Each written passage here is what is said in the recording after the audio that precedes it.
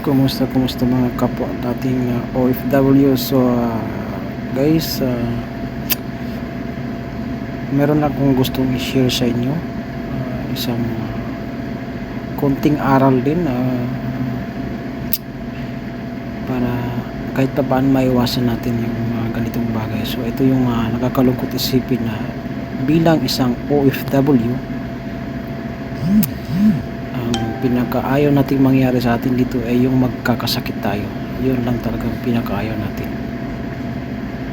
kasi walang ibang tutulong sa'yo kundi ang sarili mo lang at saka kapwa natin Pilipino.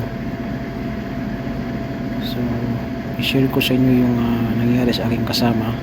So guys, nagbakasyon siya ng Pilipinas 1 month.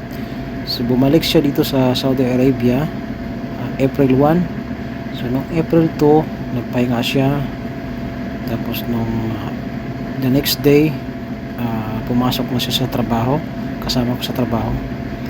And then siguro half day lang siya dahil may kakaiba siyang nararamdaman. Medyo hinihingal siya, hirap siyang huminga, so mabilis siyang mapagod. So nag-decide yung manager namin na magpa-check up na siya. Oo nga, so nagpunta siya ng hospital, siya nag-drive kasi kaya naman niya mag-drive. So yun, lab test siya. Yun nga yung resulta, mataas yung cholesterol niya. So lalo na yung triglycerides niya, sobrang taas. 150 lang yung normal sa triglycerides. Sa kanya ay umabot ng 1,000. So sobrang taas talaga. So ngayon nagpaano siya ulit, check up siya ulit. Kita sa resulta, yung mga test na ginawa sa kanya. Mayroong namumuo na ugat sa kanyang heart, punta sa kanyang heart. So mayroong bumara doon, so dalawa. So ang pinaka the best na gagawin noon ay open surgery, kasi para matanggal yung bumara sa ugat niya.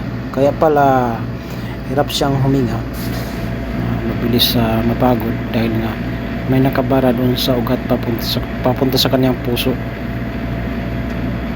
So nakakalungkot isipin na mangyari sa atin. So ito, share ko sa inyo kung paano namin siya sinamahan sa ospital.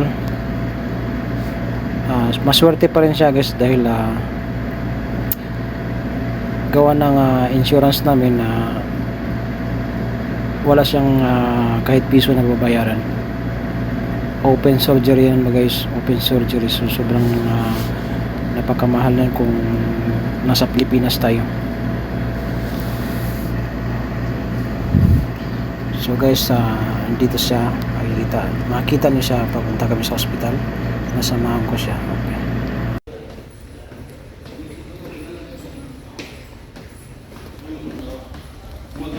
Ito yung guys sa admission. So naghintay kami ng oras para makapasok kami doon sa kanyang ward.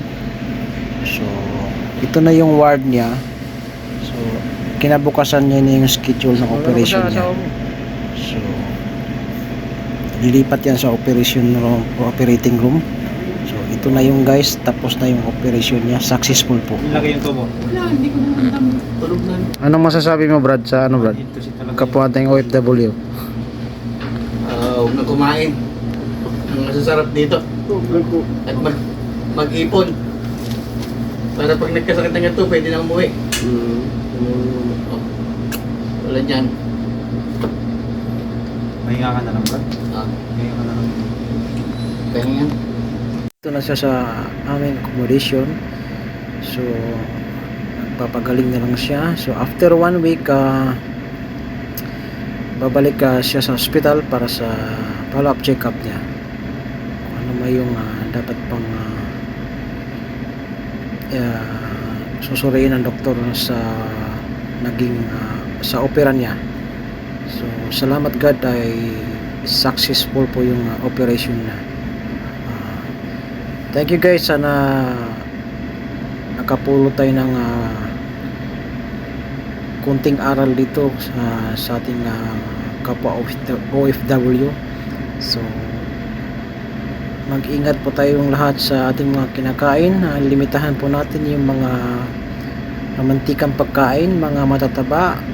Yan, isang mga maalat na pagkain na ulam. So limitahan po natin guys para sa ating kalusugan po yan. Mahirap po na magkasakit dito sa ibang bansa. Kaya diet muna tayo kung kaya naman mag-diet. So salamat guys, ingat, God bless you all.